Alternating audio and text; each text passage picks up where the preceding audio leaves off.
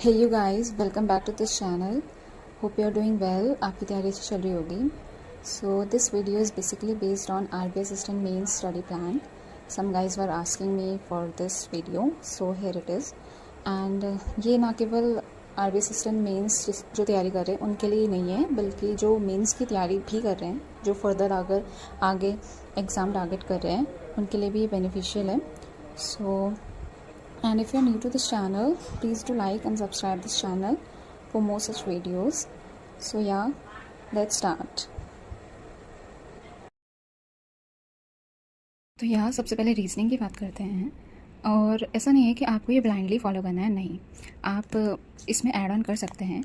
सो जो मैं कर रही हूँ मैं वो ये बता देती हूँ आपको. तो मैं ऑल्टरनेट डेज में लेके चल रही हूँ. तो पहले दिन मैं क्या कर रही हूँ, पहले दिन मैं लेक्चर ले रही हूँ जो कि 2 से ढाई घंटे का लेक्चर होता है. बेसिकली वो मैराथन होती है. तो मैं संजय सर से लेती हूँ वो मैराथन. तो जिसमें मिसलिनियस के क्वेश्चन होते हैं, कोडेड इनइक्वालिटीज़ होती हैं, कोडेड सिलॉगिज्म होते हैं और इनपुट आउटपुट का क्वेश्चन होता है.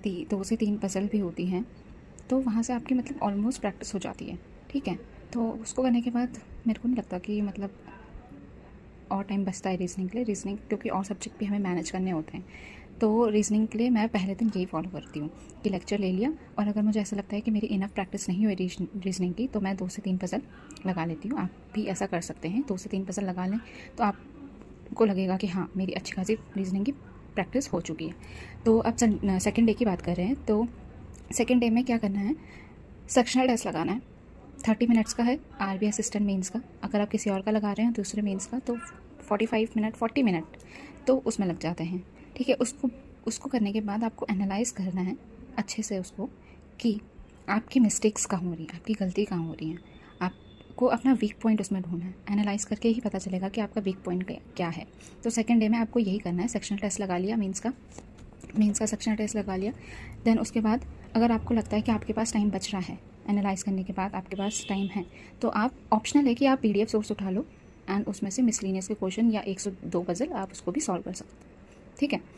और आपको एनालाइज़ करने के बाद, मॉक टेस्ट एनालाइज़ करने के बाद, जो रीजनिंग का सेक्शनल टेस्ट दिया उसको एनालाइज़ करने के बाद आपको देखना है कि आपका वीक पॉइंट क्या है. अगर आपको पता चल गया कि आपका वीक पॉइंट क्या है, आपकी उसी क्वेश्चन में बार बार मिस्टेक हो रही है, देन उसको अगले दिन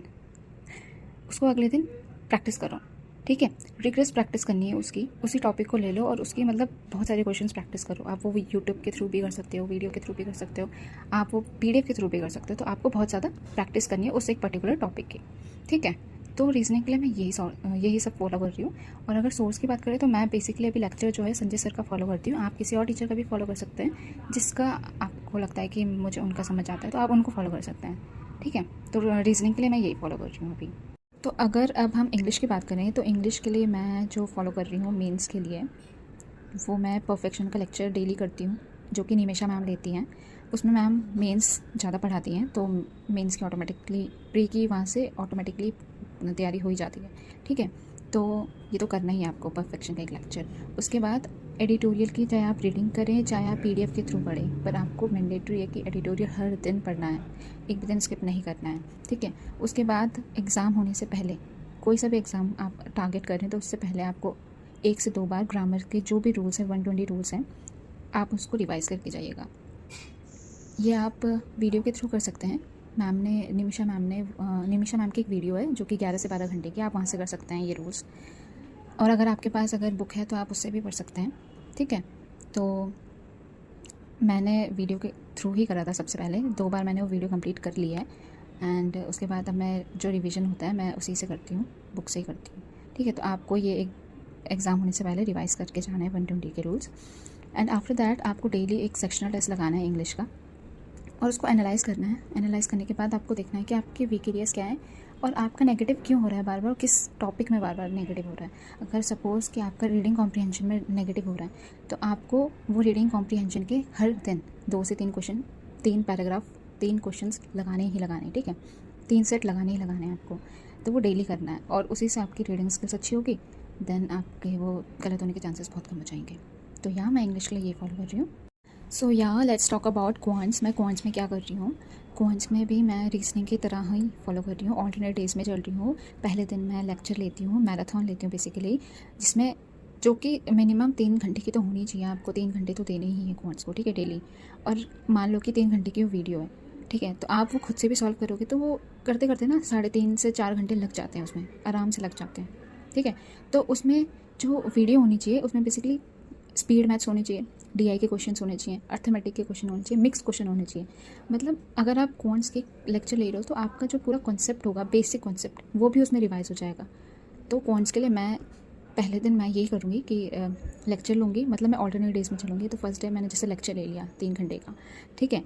उसके बाद अगर तुम्हें लगता है कि हाँ ये क्वेश्चन है कि मेरे को ये क्वेश्चन में डाउट हो रहा है, मेरे से नहीं बना, तो आप उसको क्या कर सकते हैं, सोने से पहले उसको एक बार दोबारा से रिवाइज कर सकते हैं, चेक कर सकते हैं, उसको रीसॉल्व कर सकते हैं बेसिकली, ठीक है। तो ये तो हो गया डे 1 की बात, इसमें कर लिया आपने। अब डे 2 की बात करें तो डे 2 में सेक्शनल टेस्ट लगाना है, same as reasoning. Sectional test लगाया, एनालाइज करा उसको प्रॉपरली, देन एनालाइज करने के बाद देखना है कि आपकी ऐसा कौन सा टॉपिक है जो आपका वीक है, उसके अगेन बहुत सारे क्वेश्चंस करने हैं नेक्स्ट डे। एंड मतलब ऐसे क्वेश्चन कर लो, ऐसे प्रैक्टिस कर लो उसकी कि दोबारा वो गलत होने के चांसेस ही ना हो। उसको अगर कोई भी उसका क्वेश्चन आए कि आप उसको सॉल्व कर दो, ठीक है। ऐसी प्रैक्टिस करनी है फिर उसके बाद। और अगर आपको टाइम मिलता है उस दिन तो आप पीडीएफ से भी सॉल्व कर सकते हो, ऑप्शनल है कि पीडीएफ से कुछ क्वेश्चन उठा लिए, डीआई कर ली, अर्थमेटिक के कुछ क्वेश्चन कर लिए। जिस दिन सेक्शनल टेस्ट लगा रहे हो उस दिन की बात होगी, ठीक है। उस दिन आपको अगर टाइम लगता है तो पीडीएफ से भी आप क्वेश्चन सॉल्व कर सकते हैं। बेसिकली पीडीएफ से मैं इसलिए प्रेफर नहीं करती हूँ क्योंकि क्या होता है ना, मैं जैसे पीडीएफ लगाने बैठी तो पीडीएफ में अगर सपोज़ कि एक क्वेश्चन अटक गया, स्टक हो गया, मतलब नहीं आगे मुझसे नहीं हो रहा है या कुछ भी, तो ना फिर वो वहीं बहुत टाइम निकल जाता है उसमें, बहुत ज़्यादा टाइम। और क्या होता है फिर जो बाकी जो सब्जेक्ट्स होते हैं वो रह जाते हैं, और फिर वो जो रात को रिग्रेट होता है ना वो बहुत ज़्यादा होता है। तो इसलिए मैं अभी पीडीएफ नहीं उठा रही हूँ। हाँ, बाद में अगर जब मेरे को मेंस की बहुत ज़्यादा प्रैक्टिस हो जाएगी तो मैं ठीक है करूँगी पीडीएफ से भी। तो या मैं क्वांट्स के लिए यही कर रही हूँ। आप भी देख सकते हैं, आप अपनी तरफ से ऐड ऑन कर सकते हैं इसमें कि आपको क्या, आपके लिए क्या सूटेबल है। तो या so now let's talk about journal awareness, ठीक है। इसके बहुत सारे डाउट्स आते हैं। तो देखो कैसे करना है, आपको पहले तो अभी करंट अफेयर को नहीं छोड़ना है। डेली जितनी भी, मतलब आप किसी भी सोर्स को फॉलो करो, वीडियो लेक्चर को, पीडीएफ को, किसी भी सोर्स को फॉलो करो, पर आपको जो चल रहा है आपको डेली वो करना ही करना है, ठीक है।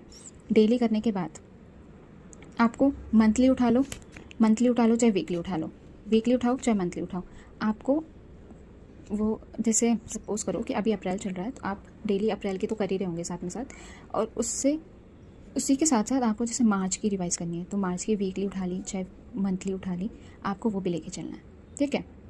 एंड देखो करंट अफेयर पढ़ने से ज़्यादा उसके क्विज़ेस लगाने भी इंपॉर्टेंट हैं ताकि वो दिमाग में बैठ जाए वो, तो उसके क्विज़ लगाने भी इंपॉर्टेंट है, तो आपको क्विज़ भी लगाने हैं। और क्या करना है, रिलाई करना है सिर्फ 2 ही सोर्स पे, चाहे 1 पे करो चाहे 2 पे करो, ठीक है। आपको इन्हीं पे रिलाई करना है, आपको मल्टीपल सोर्स नहीं उठाने। अगर आपने मल्टीपल सोर्स उठाए तो आपके दिमाग में कुछ नहीं घुसेगा, ऑनेस्टली कुछ नहीं घुसेगा। तो 1 से 2 सोर्स उठाओ, उसके मल्टीपल रिवीजन करो। देखो जनरल अवेयरनेस में कुछ नहीं है, सिर्फ रिवीजन है। जितना रिवीजन कर लिया तुम्हारा जनरल अवेयरनेस बहुत अच्छा हो जाएगा।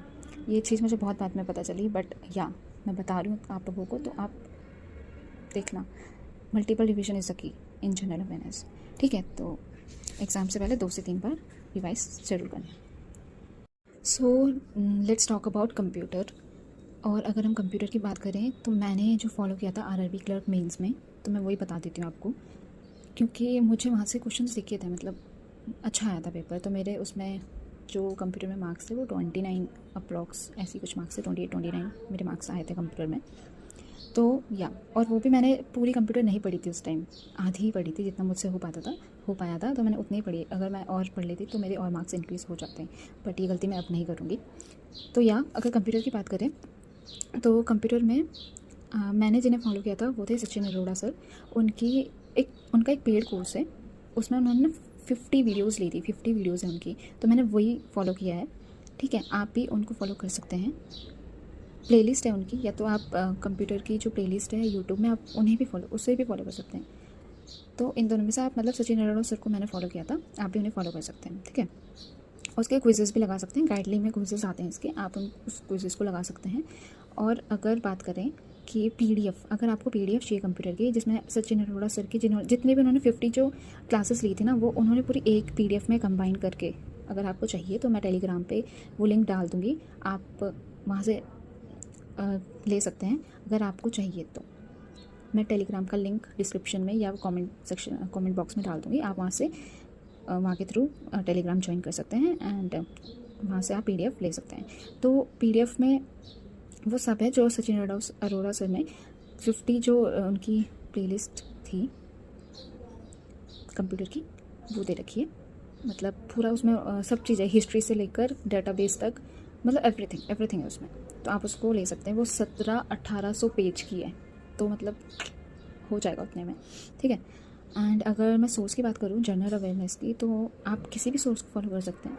लाइक अगर आप वीडियो लेक्चर के थ्रू कर रहे हैं तो कर सकते हैं। बेसिकली मैं जो फॉलो कर रही हूँ, जिन्हें मैं फॉलो कर रही हूँ वो है कपिल सर। मैं उनका वीडियो लेक्चर लेती हूँ और क्रॉसवर्ड से उनकी PDFs रिवाइज़ करती हूँ, ठीक है।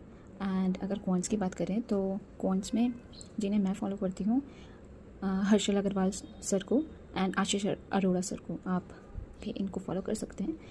और या so that's all for today and if you like this video please do like and subscribe this channel for more such videos. अगर आपको थोड़ी सी भी इन्फॉर्मेटिव लगी होगी ये वीडियो तो प्लीज़ इसको लाइक ज़रूर करना एंड शेयर ज़रूर करना एंड सब्सक्राइब ज़रूर करना, क्योंकि मेहनत तो लगती है थोड़ा इसको बनाने में, करने में।